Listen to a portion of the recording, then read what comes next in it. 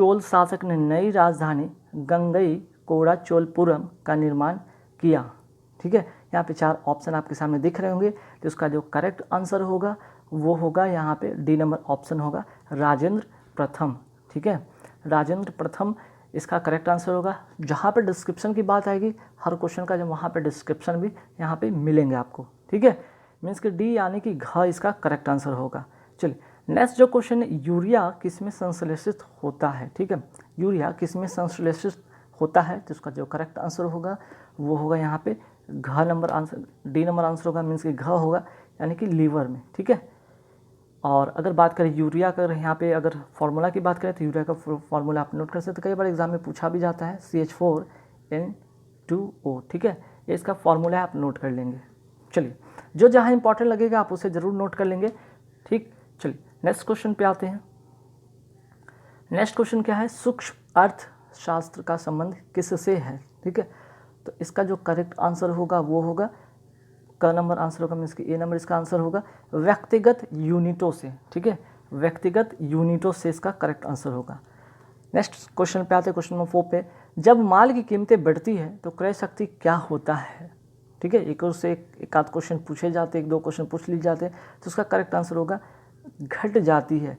ठीक है, चलिए नेक्स्ट क्वेश्चन पे आते हैं, पश्चिमी चालुक्य वंश का प्रसिद्ध शासक कौन था? ठीक है, इसका जो करेक्ट आंसर होगा वो होगा घ नंबर आंसर होगा, पुलकेशिन द्वितीय। ठीक है, पुलकेशिन द्वितीय इसका जो करेक्ट आंसर होगा।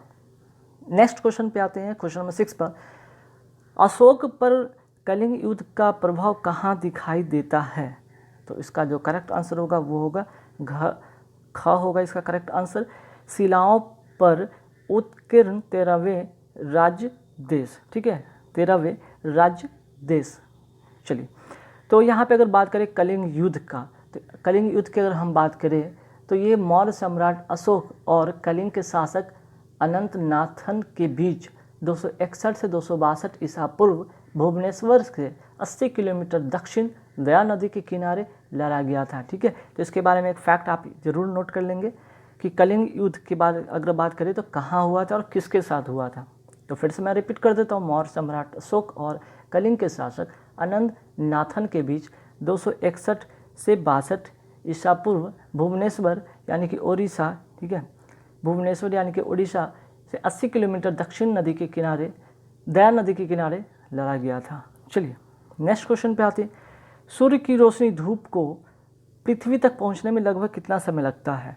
तो इसका करेक्ट आंसर होगा वो होगा सेकंड, ख नंबर आंसर होगा, मीन्स कि 8 मिनट 16.6 सेकंड लगता है समय। ठीक है, चलिए नेक्स्ट क्वेश्चन पे आते हैं, फॉसिल ईंधन के जलने से क्या उत्पन्न होता है? तो फॉसिल ईंधन जब जलेगा तो ये वायु प्रदूषण उत्पन्न कर देगा। ठीक है, इसका करेक्ट आंसर होगा ग। ठीक, नेक्स्ट क्वेश्चन पे आते हैं, घातक मलेरिया फैलाने वाले बीमारी परजीवी का नाम क्या है? ठीक है, तो यहाँ पे इसका जो करेक्ट आंसर होगा वो होगा घ नंबर आंसर होगा, प्लाज्मोडियम मलेरिया होते हैं। ठीक है, दरअसल मलेरिया में होता क्या है, आपको फीवर होते हैं।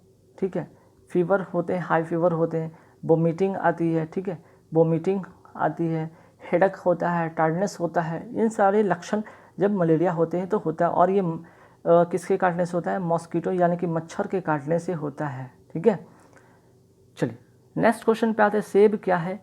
तो सेब यहाँ पे 4 ऑप्शन है, गुदेदार पोम, गुदेदार पीपो, मिश्रित समारा, गुठलीदार फल। तो इसका जो करेक्ट आंसर होगा 10 नंबर क्वेश्चन का वो होगा गुदेदार पोम। ठीक है, चलिए जहाँ पे इंपॉर्टेंट क्वेश्चन होगा वो मैं वेरी इंपॉर्टेंट जरूर कर दूंगा। नेक्स्ट क्वेश्चन पे आते हैं, जल संवर्धन क्या है?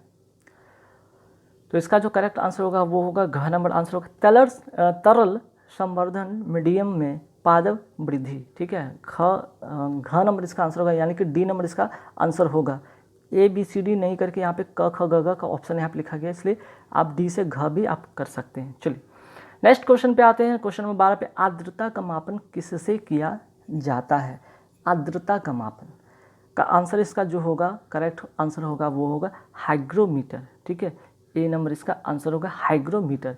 अब बात है कि लैक्टोमीटर की अगर बात करें तो लैक्टोमीटर से किसका मेज़र किया जाता है?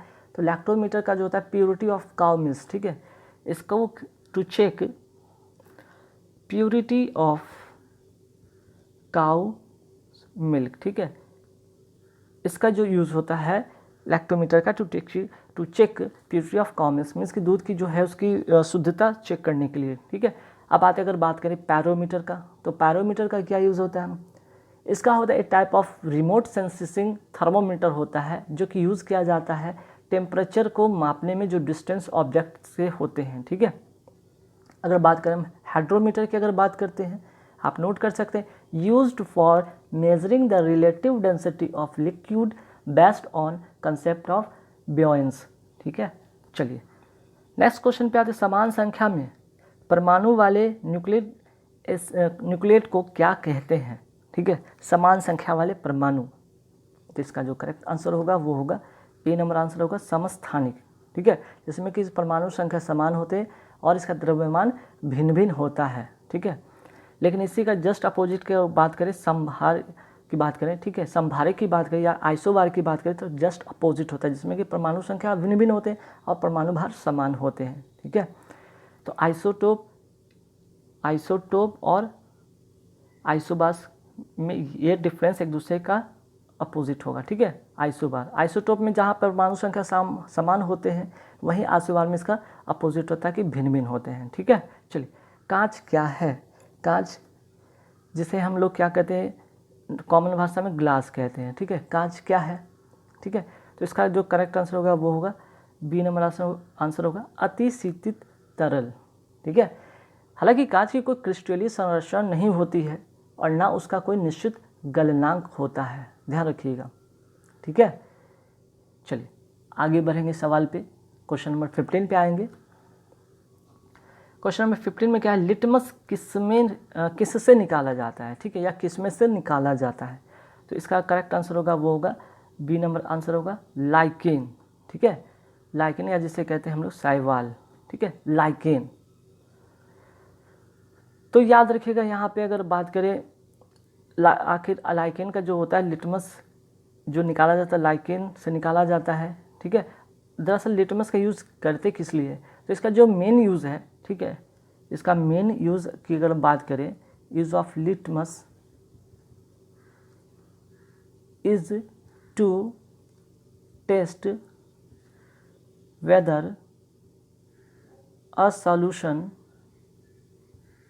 इज एसिडिक और बेसिक, ठीक है। ये नोट कर लीजिएगा आप। मेन यूज़ जो है लिटमस का वो टेस्ट करने के लिए है कि ये जो सॉल्यूशन है ये एसिडिक है या बेसिक है, ठीक है।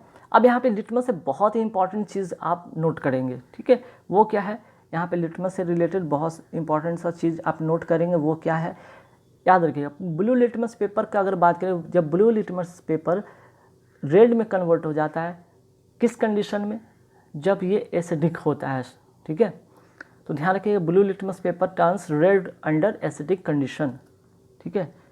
ब्लू से रेड हो जाता है कब? एसिडिक कंडीशन में, एसिडिक कंडीशन में, ठीक है। अगर बात करें रेड से, अगर बात करें रेड से ब्लू की बात करें, रेड से ब्लू कब हो जाता है? जब ये आपका बेसिक कंडीशन होता है, ठीक है। बेसिक कहें या अल्कलाइन कहेंगे, ठीक है। चलिए एक होता है न्यूट्रल लिटमस पेपर, ठीक है। न्यूट्रल लिटमस पेपर कैसा होता है? तो नोट कर लीजिएगा यहाँ पे न्यूट्रल, अगर न्यूट्रल लिटमस की बात करें तो न्यूट्रल लिटमस पेपर कैसा होता है? ये होता है आपका पर्पल कलर का, ठीक है, पर्पल। अगर बात करें लिटमस का, अगर बात करें पीएच की बात करें, पीएच इंडिकेटर कितना होता है? तो पीएच इंडिकेटर जो होता है 4.5 से लेकर 8.3 तक। तो कुछ लिटमस के बारे में इंपॉर्टेंट चीज़ था जो आपको बताना था, आप इसे ज़रूर नोट कर लेंगे, आपको काफ़ी काम की चीज़ें हैं। नेक्स्ट आते हैं, सिरके का तिक्त स्वाद किसके कारण होता है? तो 16 नंबर क्वेश्चन का आंसर होगा वो होगा एसिटिक एसिड। हालांकि सिरके को इंग्लिश में क्या कहते हैं? विनेगर, ठीक है, इसे क्या कहते हैं? विनेगर, ठीक। तो एसिटिक एसिड के कारण होता है, ध्यान रखिएगा। एसिटिक एसिड का अगर यहाँ पे अगर कॉमन फार्मूला की बात करें तो इसका कॉमन फार्मूला होता है क्या? CH3COOH, ठीक है। कई बार एग्जाम में इसका फार्मूला भी पूछ दिया जाता है एसिटिक एसिड का, ठीक। तो सिरका को हम क्या कहते हैं? इंग्लिश में विनेगर कहते हैं। अच्छा एसिटिक एसिड की यहाँ सिरके की बात करें तो सिरका बनता कैसे है, तो 5% जो होता है 5% मान के चले, ठीक है, वो होता है एसिटिक एसिड, और प्लस जो होता है बाकी जो 95% होता है वो होता है वाटर, ठीक है। तो वाटर और एसिटिक एसिड मिलकर बनता है सिरका, ध्यान रखिएगा। चलिए नेक्स्ट क्वेश्चन पे आते हैं कि प्रसिद्ध उपन्यास प्राइड एंड प्रेजुडिस किसने लिखा था। तो इसका जो करेक्ट आंसर होगा 17 का वो होगा डी नंबर आंसर होगा जेन ऑस्टिन, ठीक है। नेक्स्ट क्वेश्चन पे आते हैं विश्व पर्यावरण दिवस कब मनाया जाता है। 18 का होगा आंसर, ए नंबर आंसर होगा 5 जून, ठीक है। नेक्स्ट क्वेश्चन पे आते हैं बंगाल का अस्थायी बंदोबस्त किस ब्रिटिश गवर्नर जनरल ने किया था। तो ये वेरी वेरी इंपॉर्टेंट क्वेश्चन में से एक हो सकता है, ठीक है। तो इसका 20 नंबर का जो आंसर होगा वो होगा Lord Warren Hasting, B number इसका करेक्ट आंसर होगा, ठीक है। इसका जो आंसर होगा बी नंबर आंसर होगा। चलिए 20 नंबर की बातें हो गई, अब आगे बढ़ेंगे सवाल पे। अच्छा 20 से कुछ और चीज़ें इंपॉर्टेंट चीज़ें जो कि यहाँ ध्यान रखेंगे आप, जैसे कि भारत में अगर बात करें नागरिक सेवा का जनक, भारत में नागरिक सेवा का जनक माना जाता है लॉर्ड वॉरेन हेस्टिंग को, ठीक है। लॉर्ड वॉरेन हेस्टिंग को क्या माना जाता है, भारत में नागरिक सेवा का जनक माना जाता है, ठीक है। चलिए इसके बारे में और भी कुछ जानते हैं। इसने 1793 ईस्वी में अस्थायी बंदोबस्त की पद्धति लागू की, ठीक है। 1793 में क्या किया, अस्थायी बंदोबस्त की पद्धति लागू की, जिसके तहत जमींदारों को अब जो था भू राजस्व का 90% कंपनी को देना था और बाकी 10% अपने पास रखना था, ठीक है। ये था यहाँ पे अस्थायी बंदोबस्त का कुछ कारण, ठीक है। मीन्स कि इसके जो भी फैक्ट है इसके बारे में जानेंगे यहाँ पे। चलिए आगे बढ़ेंगे सवाल पे। भारत में निर्वाचन सूची तैयार करने की जिम्मेदारी किसकी है। निर्वाचन सूची की तैयार करने की जिम्मेदारी किसकी है, तो इसका जो करेक्ट आंसर होगा वो होगा ए नंबर आंसर निर्वाचन आयोग का। तो ठीक है भाई, निर्वाचन आयोग का अगर बात करें तो इसकी और क्या क्या जिम्मेदारी होती है, बहुत सारी जिम्मेदारी होती है। आप सुने, जिम्मेदारी नोट करेंगे अपने कॉपी में, ठीक है। पहला, चुनाव क्षेत्रों का परिसीमन करना। दूसरा, चुनाव करवाना। तीसरा, मतदाता सूचियों को तैयार करवाना। चौथा, राजनीतिक दलों को मान्यता प्रदान करना। पांचवा, राजनीतिक दलों को चुनाव चिन्ह प्रदान करना। छठा, आचार संहिता तैयार करवाना, ठीक है। और भी जिम्मेदारी है जिनके बारे में आपको मेंशन किया, आप इसे नोट कर लेंगे कॉपी में। नेक्स्ट क्वेश्चन पे आते हैं निम्नलिखित में कौन सा विटामिन प्रतिऑक्सीकारक है। तो 22 का आंसर होगा सी नंबर इसका करेक्ट आंसर होगा विटामिन सी। अब चलिए विटामिन सी की अगर बात करें, यहाँ पे विटामिन से रिलेटेड चीज़ें हैं तो उनके बारे में कुछ जानेंगे, ठीक। यहाँ पे सी नंबर इसका करेक्ट आंसर होगा। इसके बारे में और क्या क्या जानेंगे, जैसे विटामिन का अगर बात करें, विटामिन के अगर हम बात करें आविष्कारक की बात करें तो कौन थे, फंग थे विटामिन के आविष्कारक। अब बात करेंगे विटामिन के, ठीक है। यहाँ पे एक ही चीज़ मेंशन हो गया लगता है, विटामिन के 2 जगह टैप हो गए हैं। खैर आप एक जगह कहीं पे विटामिन दूसरे भी कर सकते हैं, डी है, ठीक है, बी कर ले, ठीक है।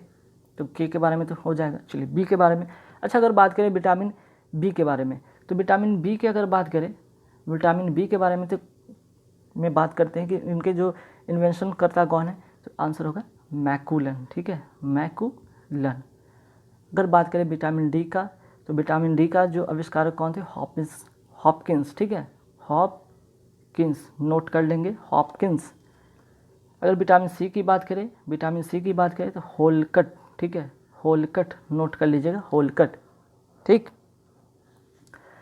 इस तरह से अच्छा विटामिन के की अगर बात करें यहाँ पे विटामिन के का, तो विटामिन के का आविष्कारक का नाम क्या है, इसे नोट कर ले, हेनरिक, ठीक है, हेनरिक डैम।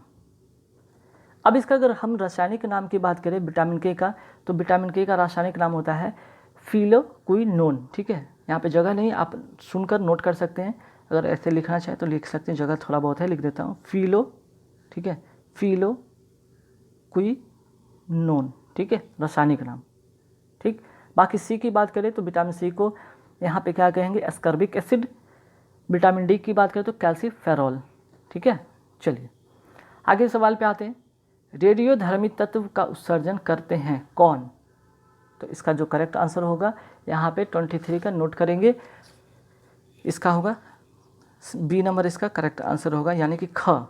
देखिए अब कुछ चीज़ इसके बारे में, फैक्ट के बारे में जानेंगे। इसका फैक्ट क्या है ज़रा नोट कर लें, सुनकर नोट कर सकते हैं आप। जिन नाभिकों में प्रोटॉन की संख्या 83 मीन्स की 83 या उससे अधिक होती है वे अस्थायी होते हैं। अस्थायित्व प्राप्त करने के लिए ये नाभिक स्वतः ही अल्फा, बीटा, गामा किरणें उत्सर्जित करने लगती हैं। ऐसे नाभिक जिन तत्वों के परमाणु में होते हैं उन्हें रेडियो एक्टिव तत्व कहते हैं तथा किरणों के उत्सर्जन की घटना को रेडियो एक्टिविटी कहते हैं। ठीक है, तो ये ध्यान रखिएगा, इसके बारे में कुछ फैक्ट था। चलिए नेक्स्ट आते हैं क्वेश्चन नंबर 24 पे कि गांधी जी के दांडी मार्च का संबंध किससे है? तो इसका करेक्ट आंसर होगा यहाँ पे डी नंबर आंसर होगा सिविल अवज्ञा आंदोलन। अब इसे कुछ और इम्पॉर्टेंट चीज़ जैसे असहयोग आंदोलन की बात करें, कब हुआ था? 1920। भारत छोड़ो आंदोलन कब हुआ था? 1942।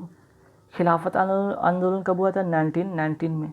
ठीक है, और सिविल अवज्ञा आंदोलन की यहाँ पे बात करते हैं, ये भी हुआ था 1930 में। ठीक है, चलिए तो ये कुछ फैक्ट है, आप इसे ज़रूर नोट करें। नेक्स्ट है चुंबकन की विधि क्या है? चुंबकन की विधि क्या है? तो इसका करेक्ट आंसर होगा ए नंबर, इसका आंसर होगा इनके बीच या इसके बीच से दिष्ट धारा का गुजरना। ठीक है, दिष्ट धारा मीन्स कि डीसी करंट या जिसे कहते हैं एसी करंट कहते हैं, डीसी करंट कहते हैं। तो डीसी करंट क्या है और एसी करंट क्या है ज़रा यहाँ पे जानेंगे। ठीक है, तो डीसी करंट का मतलब होता क्या है? वह धारा जो सदैव एक ही दिशा में जाता हो। ठीक है, वह धारा जो सदैव एक ही दिशा में जाता हो। और अल्टरनेटिव करंट की बात करें, इसकी बात करें तो जो धारा क्या होता है परिपथ में अपनी दिशा बदलता है। ठीक है, ऐसे जाता है। क्लियर? चलो अब आते हैं क्वेश्चन नंबर 26 में, क्लोरोफिल में क्या पाया जाता है? तो आंसर जो होगा डी नंबर आंसर होगा मैग्नीशियम। ठीक है, 27 में पत्तियों का लाल, नारंगी, पीला रंग किसके कारण होता है? तो इसका जो करेक्ट आंसर होगा वो होगा बी नंबर आंसर होगा कैरोटीनाइड। हालांकि अगर बात करें पत्तियों का हरा रंग किसके कारण होता है तो सभी को पता हो क्लोरोफिल के कारण। ठीक है, तो यहाँ पे लाल, नारंगी, पीला की बात करें तो कैरोटीनाइड के द्वारा। ठीक है, चलिए नेक्स्ट क्वेश्चन पे आते, कोयला खानों का राष्ट्रीयकरण किस वर्ष किया गया था? तो इसका जो करेक्ट आंसर होगा 28 का वो होगा बी नंबर आंसर होगा 1976 में। ठीक है, 29 में आते हैं, ब्रह्मपुत्र नदी का उद्गम स्थल क्या है? तो इसका करेक्ट आंसर होगा बी नंबर आंसर होगा चेमयुंगडुंग ग्लेशियर। ठीक है, अब यहाँ ये ब्रह्मपुत्र नदी का जो उद्गम स्थल है कहाँ पे? तो ये तिब्बत में है। ठीक है, ये तिब्बत में है। और अगर बात करें तिब्बत में, इसे अगर बात करें ब्रह्मपुत्र नदी को क्या कहा जाता है? तो तिब्बत में, ध्यान रखिएगा, तिब्बत में, नेपाल की अगर बात करें, नेपाल के तिब्बत क्षेत्र में इसका उद्गम स्थल है। तो तिब्बत में इसे क्या कहा जाता है? ब्रह्मपुत्र नदी को नोट कर लीजिएगा, सांपो। ठीक है, सांपो कहा जाता है ब्रह्मपुत्र नदी को तिब्बत में, सांपो। अरुणाचल प्रदेश में क्या कहा जाता है? ब्रह्मपुत्र। ठीक है, अरुणाचल में क्या कहा जाता है? ब्रह्मपुत्र कहा जाता है। ठीक है, असम में क्या कहा जाता है? असम में इसे कहा जाता है दिहांग। नोट कर लीजिएगा, असम में कहा जाता है दिहांग। ठीक है, बांग्लादेश में क्या कहा जाता है? बांग्लादेश में इसको कहा जाता है जमुना। ठीक है, बांग्लादेश में इसे क्या कहा जाता है? नोट कर लीजिएगा, Jamuna, Jamuna, very very important. ठीक है, तो तिब्बत में इसे सांपो, अरुणाचल प्रदेश में ब्रह्मपुत्र, असम में दिहांग और बांग्लादेश में जमुना इसे कहा जाता है। कुल अगर बात करें इसकी कुल लंबाई, टोटल अगर बात करें, टोटल इसकी लंबाई कितनी होती है? 2900 किलोमीटर इसकी कुल लंबाई। अगर सिर्फ भारत की बात करें तो भारत में इसकी कुल लंबाई कितनी है? तो भारत में इसकी कुल लंबाई है 915 किलोमीटर। ठीक है, 915 किलोमीटर सिर्फ भारत में इसकी लंबाई। अगर टोटल लंबाई की बात करें, ठीक है, तो टोटल लंबाई इसकी 2900 किलोमीटर है। एक और इम्पॉर्टेंट चीज़ यहाँ पे नोट कर सकते हो, भारत की सबसे चौड़ी नदी। ठीक है, सबसे चौड़ी नदी में से एक मानी जाती है ये। ठीक है, सबसे चौड़ी नदी भारत की ब्रह्मपुत्र नदी है। चलिए नेक्स्ट क्वेश्चन पे आते हैं, मलेरिया मादा एनोफिलीज से फैलता है। ठीक है, इसकी खोज किसने की थी? तो आंसर जो होगा इसका 30 का वो होगा बी नंबर आंसर होगा रोनाल्ड रॉस। नेक्स्ट की बात करते हैं 31 पे कि चिल्का झील कहाँ स्थित है। चिल्का झील कहाँ स्थित है? उड़ीसा में। सी नंबर इसका करेक्ट आंसर होगा, जिसे खारे पानी की झील भी कहा जाता है। खारे पानी की झील कहा जाता है। चलिए नेक्स्ट क्वेश्चन पे आते हैं। उष्मा विकिरण का असमान लक्षण यह है कि यह यात्रा करती है, 4 ऑप्शन है, किस में? ठीक है, तो 32 का आंसर होगा बी नंबर आंसर होगा, जिस माध्यम से गुजरता है उसे गर्म कर देता है। ठीक है, चलिए नेक्स्ट है कि नग्न आँखों से देखे जा सकने वाले कोषाणु का सबसे छोटा आकार क्या होता है? तो इसका करेक्ट आंसर होगा ए नंबर आंसर होगा माइक्रोन। ठीक है, 33 का ए नंबर आंसर होगा माइक्रोन। नेक्स्ट है हवा से पनपने वाले प्राणियों को क्या कहते हैं? तो इसका करेक्ट आंसर होगा उड़नशील। बी नंबर इसका आंसर होगा करेक्ट। ठीक है, नेक्स्ट क्वेश्चन पे बात करते हैं। वेरी वेरी इंपॉर्टेंट क्वेश्चन है। ठीक है, वेरी वेरी इंपॉर्टेंट क्वेश्चन है। इंदिरा पॉइंट किसकी दक्षिणी नोक है? तो आंसर होगा इसका 35 का ए नंबर आंसर होगा। ठीक है, 35 का ए नंबर आंसर होगा अंडमान एवं निकोबार द्वीप समूह। देखिए अगर भारत की हम बात करें तो भारत में अगर यहाँ पे अगर हम ईस्ट की बात करते हैं, ठीक है, ईस्ट में इसे क्या कहते हैं? की बी धू। ठीक है, साउथ की अगर क्या बात करते हैं तो इंदिरा पॉइंट। इंदिरा पॉइंट को और भी किस नाम से जाना जाता है? केप कमोरिन। ठीक है, केप कमोरिन के भी नाम से इसे जाना जाता है। ठीक है, अगर बात करते हैं ईस्ट हो गया। वेस्ट में क्या इसे कहते हैं? वेस्ट में से गुहार मोती कहते हैं। गुहार मोती वेस्ट में कहते हैं।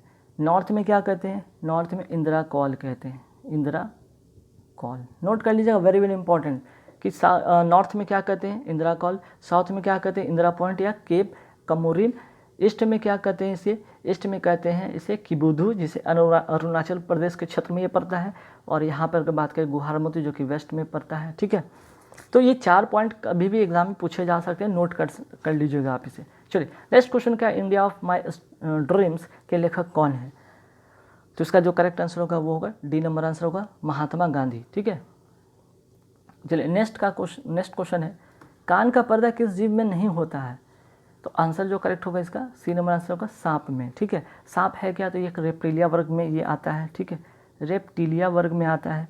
और दूसरा क्या है भाई? ये कोल्ड ब्लडेड होता है। कोल्ड ब्लडेड ये प्राणी है। ठीक है, ये कोल्ड ब्लडेड है, प्लस ये रेप्टिलिया वर्ग में आता है और कोल्ड ब्लडेड है। ठीक है, चलिए नेक्स्ट क्वेश्चन पे आते हैं।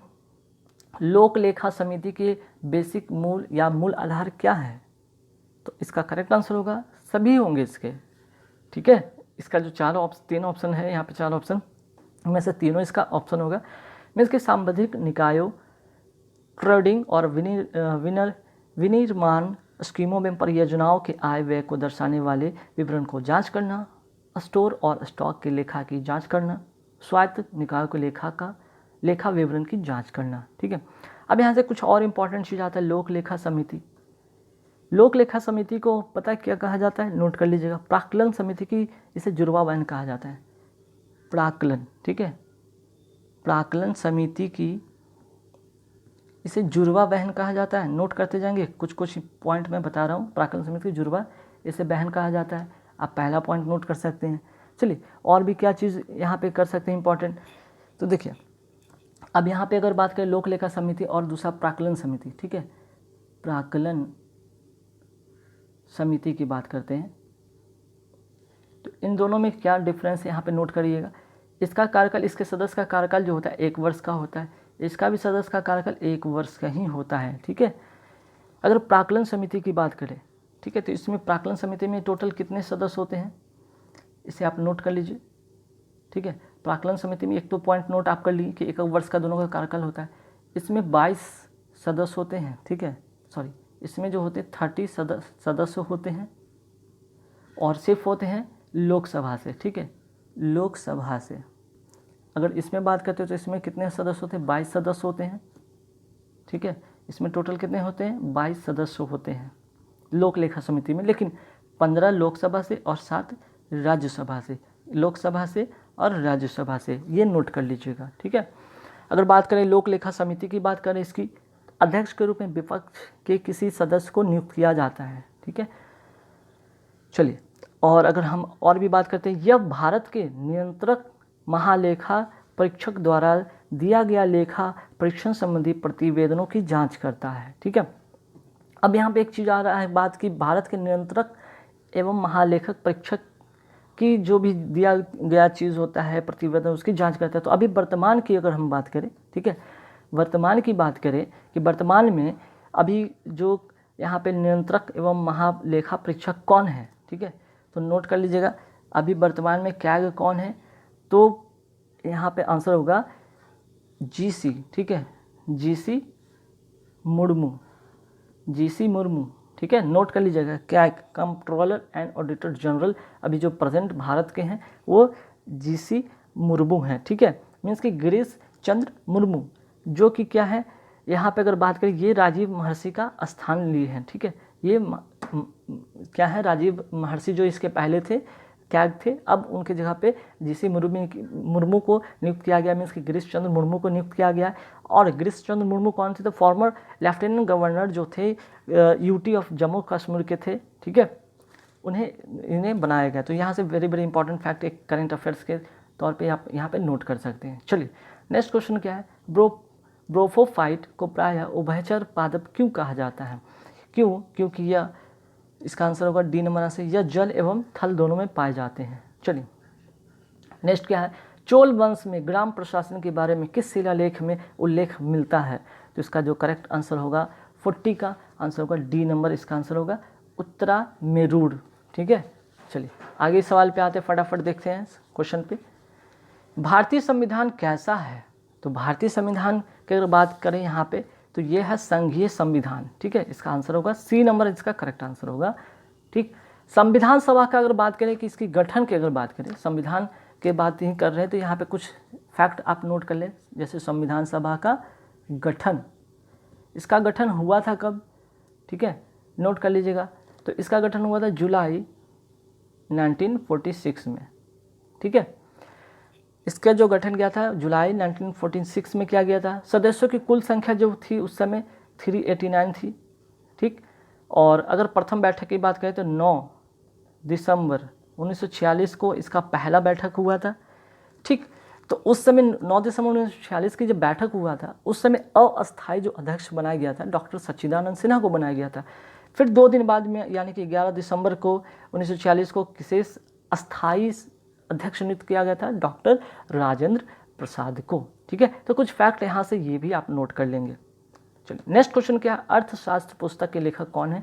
आंसर होगा ए नंबर आंसर चाणक्य। ठीक है, चलिए अब आते हैं क्वेश्चन नंबर 43 पे, बेंजीन का क्या नहीं हो सकता है? तो बेंजीन का परिवर्धन नहीं हो सकता, डी नंबर इसका करेक्ट आंसर होगा। अगर बात करें बेंजीन का मॉलिक्यूलर फार्मूला की बात करें तो इसका मॉलिक्यूलर फार्मूला होता है C6H6 होता है। ठीक है, चलिए आगे बात करते हैं सवाल पे, फटाफट देखते हैं कि डीवीडी क्या है। डीवीडी का यहाँ पे फुल फॉर्म पूछा गया है, तो इसका जो करेक्ट आंसर होगा 44 का वो होगा बी।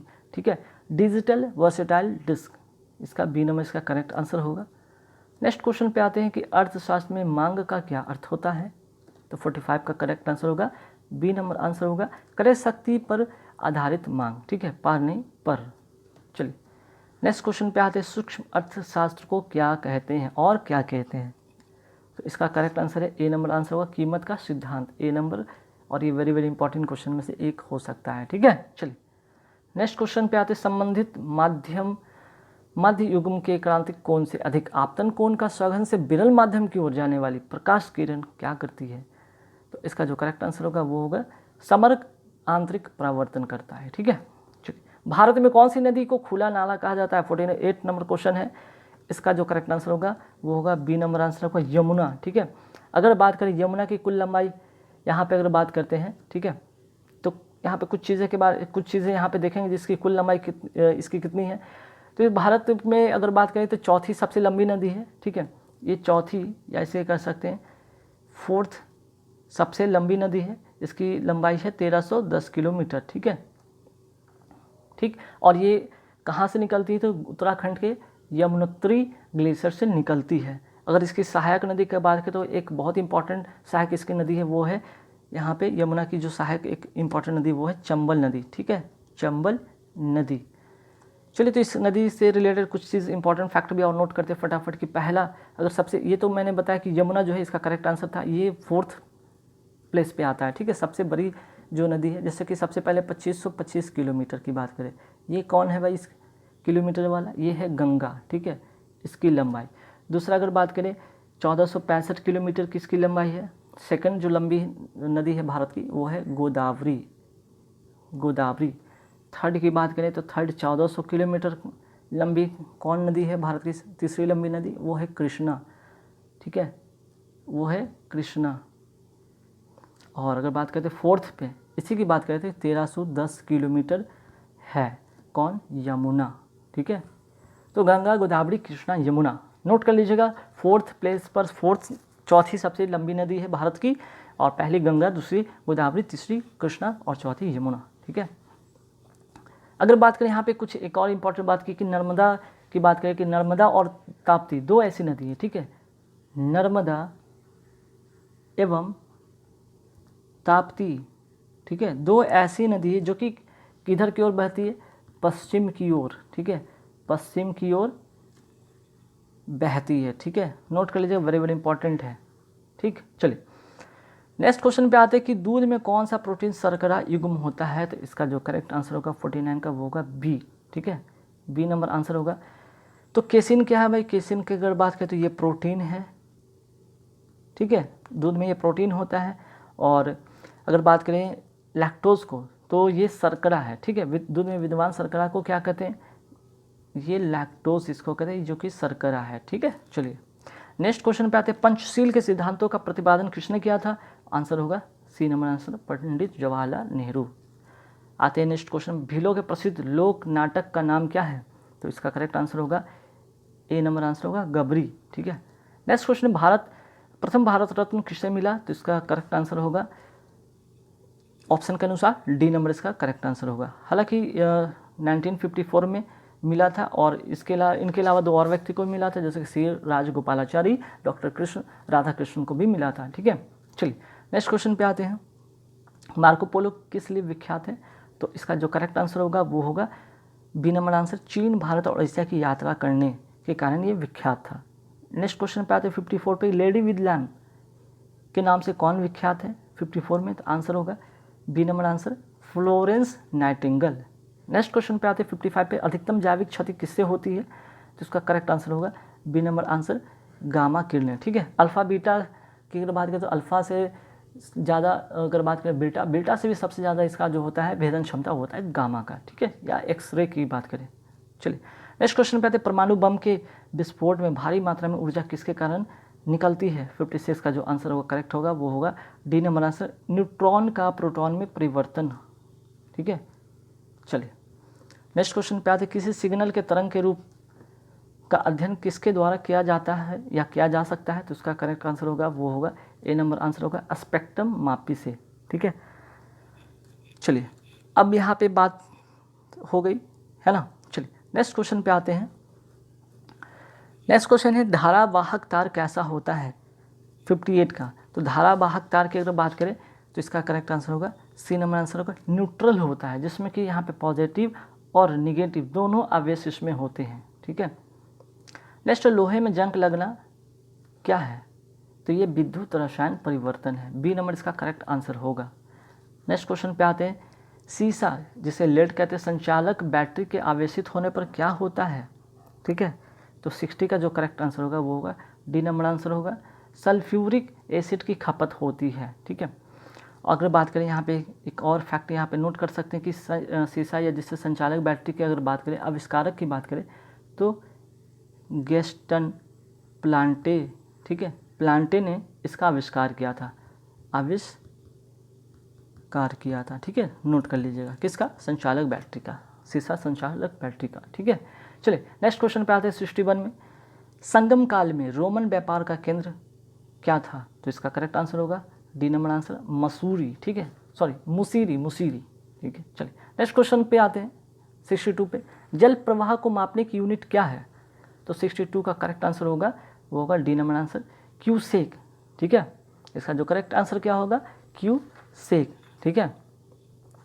फिर आगे बढ़ते सवाल पे फटाफट देखते हैं, नेक्स्ट सवाल क्या है यहाँ पे, निम्नलिखित में कौन सा प्रत्यक्ष अनुवांशिकता या जिसे जेनेटिक्स कहते हैं शब्द किसने गढ़ा था? तो 63 का वेरी वेरी इंपॉर्टेंट क्वेश्चन, इसका आंसर होगा सी नंबर आंसर बेटसन। ठीक है, सी नंबर आंसर होगा बेटसन। लेकिन अगर यहाँ पे एक चीज़ देख रहे हैं, यहाँ पे एक और है जोहानसन। तो जोहानसन ने क्या किया था, जीन शब्द का इन्होंने प्रतिपादन किया था। तो ये भी इंपॉर्टेंट है, इसे भी नोट कर लीजिएगा आप। नेक्स्ट क्वेश्चन पे आते हैं 64 पे कि भाई निम्नलिखित में कौन सा प्रत्यक्ष कर है? तो आंसर जो इसका होगा धन कर जो है प्रत्यक्ष कर है, सी नंबर इसका करेक्ट आंसर होगा। चलिए आगे सवाल पे आते हैं, फटाफट देखेंगे 65 पे। 65 में क्या है भाई, महात्मा गांधी को अर्ध नंग फकीर किसने कहा था? तो इसका जो करेक्ट आंसर होगा विंस्टन चर्चिल ने कहा था। ठीक है, 65 का होगा विंस्टन चर्चिल ने। नेक्स्ट क्वेश्चन पे आते हैं, भारतीय संविधान में मूलभूत अधिकार किस संविधान से लिया गया है? तो ये अमेरिका के संविधान से लिया गया है। मीन्स 66 का जो आंसर होगा ए नंबर आंसर होगा। हालांकि अमेरिका के सिद्धांत से और भी चीज़ लिया गया है, जैसे मूलभूत अधिकार लिया गया है, न्यायपालिका की स्वतंत्रता भी अमेरिका से लिया गया है, राष्ट्रपति पर महाभियोग लगाना भी यहीं से लिया गया है, उपराष्ट्रपति का पद होना भी यहीं से लिया गया है, सुप्रीम कोर्ट या हाई कोर्ट के न्यायाधीशों को हटाना भी यहाँ से लिया गया है, न्यायिक पुनर्विलोकन का भी यहीं से लिया गया है, इसी के संविधान से लिया गया है। ठीक है, चलिए 67 में आते हैं। राज्य विधानमंडल के अनुमोदन के बिना राज्यपाल द्वारा जारी अध्यादेश कितनी अवधि के लिए लागू रहेगा? तो इसका करेक्ट आंसर होगा 6 सप्ताह। ठीक है, नेक्स्ट क्वेश्चन पे आते हैं 68, इच्छा सब कष्टों का कारण है, इसका प्रचार करने वाला धर्म कौन सा है? तो आंसर होगा बौद्ध धर्म। ए नंबर इसका करेक्ट आंसर होगा। अब बौद्ध धर्म की बात करें तो भगवान बुद्ध, ठीक है, या जिन्हें कहते हैं महात्मा बुद्ध। इससे कुछ और रिलेटेड चीज़ आप नोट कर लें। इनका जन्म, ठीक है, जन्म कब हुआ था? वेरी इंपॉर्टेंट क्वेश्चन है, वेरी वेरी इंपॉर्टेंट। 563 ईस्वी में। कहाँ हुआ था? कपिल वस्तु के निकट लुम्बिनी नामक गांव में हुआ था। ये लुम्बिनी नामक गांव है कहाँ पे भाई? नेपाल में है। इनकी मृत्यु की अगर बात करें तो मृत्यु कब हुई थी? तो मृत्यु हुआ था यहाँ पे 483 ईसा पूर्व में हुआ था। तो जन्म 563, मृत्यु 483 ईस्वी में। ठीक है, चलिए नेक्स्ट क्वेश्चन पे आते हैं, रूसी क्रांति का प्रारंभ किस शहर से हुआ था? तो इसका आंसर होगा सेंट पीटर्सबर्ग। ठीक है, सेंट पीटर्सबर्ग। नेक्स्ट, जैन साहित्य को क्या कहते हैं? जैन साहित्य को अंग कहते हैं, डी नंबर इसका आंसर होगा। अब जैन से रिलेटेड भी कुछ चीज़ें याद कर रहे हैं। तो जैन धर्म के संस्थापक, ठीक है, जैन धर्म के संस्थापक कौन थे भाई? संस्थापक नोट कर लीजिए, ऋषभदेव। ठीक है, ऋषभदेव। ठीक है, ये प्रथम तीर्थंकर हुए थे। ठीक है, लेकिन अगर बात करें सबसे इम्पॉर्टेंट तो 24वें जो अगर बात करते हैं 24वें जो हुए थे तीर्थंकर कौन हुए थे?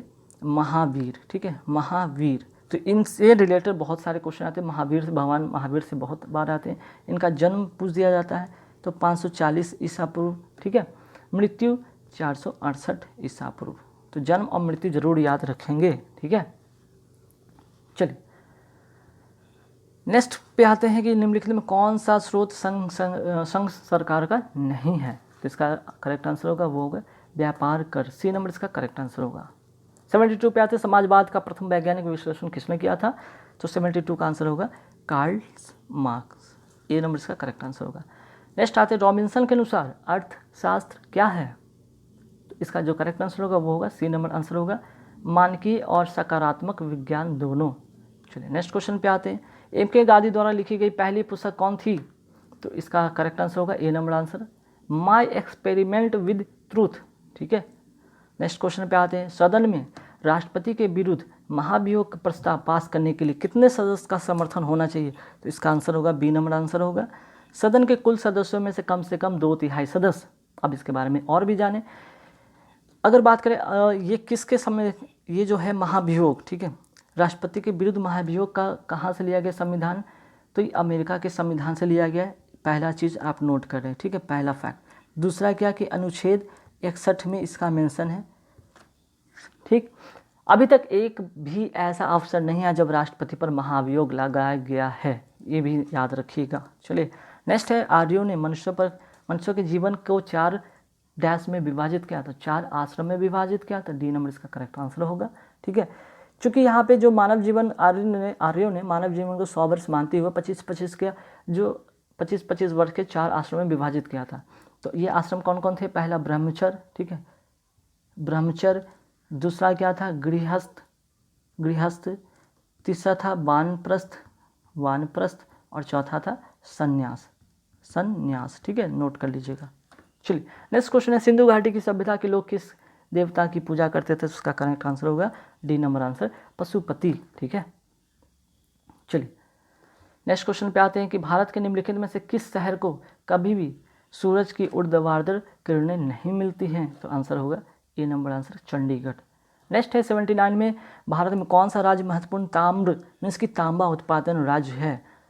तो 79 का आंसर होगा B number answer, Rajasthan. Next question पे आते हैं, निम्नलिखित में किस युग को गलत मिलाया गया है? तो देखिए इसका जो करेक्ट आंसर होगा बी, ये गलत है। बाकी भारतीय पुरातत्व सर्वेक्षण कोलकाता में सही है, इंटीग्रल कोच फैक्ट्री पेरम्बूर में सही है, भारतीय सर्वेक्षण देहरादून में सही है। तो भारतीय पेट्रोलियम संस्थान कहाँ पे? तो ये भी कहाँ है? देहरादून में है, ठीक है, नोट कर लीजिएगा, ये दून में है, ये भी देहरादून में, हालांकि इसका ऑप्शन दे दिया मुंबई जो कि गलत है, ठीक है। चलिए 81 में आते हैं, डीएनए नाइट्रोजन आधार डैश के कारण आरएनए से भिन्न होता है, किसके कारण? थाइमाइन के कारण, डी नंबर इसका करेक्ट आंसर होगा। नेक्स्ट, सांपों की विष ग्रंथियाँ किसकी सदृश होती है? तो इसका जो आंसर होगा करेक्ट वो होगा डी नंबर आंसर, कशेरुकियों की लाल ग्रंथियाँ। नेक्स्ट आते हैं, मटर में विपरीत लक्षणों वाले कितने युग्मों का मेंडल ने चयन किया था? करेक्ट आंसर होगा ए 7, ठीक है। 84 में आते, किसी पदार्थ का अणु किसके कारण अपने परमाणु के समान होता है? तो 84 का आंसर होगा सी नंबर आंसर, एक परमाणु। नेक्स्ट, विकिरण की कण प्रकृति की पुष्टि किससे की जाती है? तो विकिरण की कण की प्रकृति की अगर पुष्टि की बात करें तो इसका आंसर होगा बी नंबर आंसर होगा, प्रकाश वैद्युत प्रभाव। यहाँ पे देखिए व्यतिकरण है क्या, नोट कर लीजिएगा व्यतिकरण क्या है। तो यहाँ पे ध्यान रखिए, समान आवृत्ति आयाम की दो प्रकाश तरंगें जब एक साथ किसी बिंदु पर पहुँचते हैं तो उस बिंदु पर जो होता है प्रकाश ऊर्जा का पुनः वितरण हो जाता है, इसे कहते हैं व्यतिकरण। अब विवर्तन क्या है? अवरोध के कारण किनारे से मुड़कर जब प्रकाश आगे बढ़ता है, इसे कहते हैं विवर्धन, ठीक है। तो ये जरूर नोट कर लेंगे, वेरी वेरी इंपॉर्टेंट क्वेश्चन है। चलिए नेक्स्ट क्वेश्चन पे आते हैं, MS DOS में प्राइमरी फाइल नेम कितने कैरेक्टर का होता है या कितने कैरेक्टर का रखा जा सकता है? तो 86 का आंसर होगा बी नंबर आंसर। 87 में क्या है, USB का प्रयोग किसके लिए होता है? तो USB का प्रयोग जो होता है वो होता है पोर्ट टाइप के लिए, सी नंबर इसका करेक्ट आंसर होगा। 88 में आते हैं, निम्नलिखित में किसे यशत पुष्प कहते हैं? यशत पुष्प को क्या और नाम है? फिलोसफर उल, ठीक है, फिलोसफर उल भी कहते हैं इसे इंग्लिश में, ठीक है।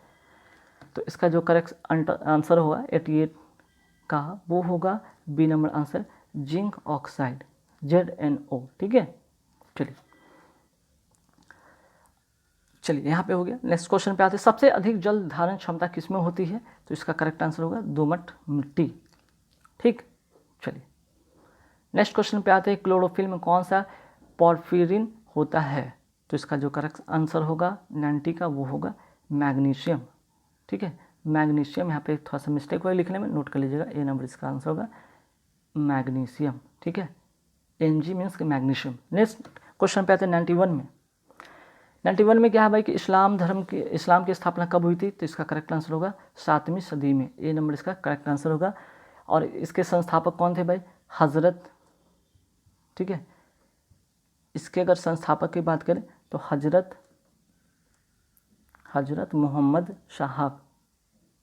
मोहम्मद साहब इसके संस्थापक थे, नोट कर लीजिएगा, ठीक है। चलिए नेक्स्ट क्वेश्चन पे आते हैं, शिंतो कहाँ का मूल धर्म है? तो इसका आंसर होगा करेक्ट, बी नंबर इसका करेक्ट आंसर होगा। नेक्स्ट 93 पे आते हैं, भारत का प्रथम उपग्रह आर्यभट्ट कब छोड़ा गया था? तो इसका करेक्ट आंसर होगा 93 का डी नंबर आंसर होगा 1975 में, ठीक है। चलिए नेक्स्ट क्वेश्चन पे आते हैं कि कुषाण काल में भारतीय और ग्रीक शैली के मिश्रण के विकसित कला की शैली को किस नाम से जाना जाता है? तो इसका करेक्ट आंसर होगा गंधार काल, ठीक है। 95 में आते हैं कि भारतीय राष्ट्रीय कांग्रेस के किस सत्र में पूर्ण स्वराज प्रस्ताव स्वीकार किया गया था?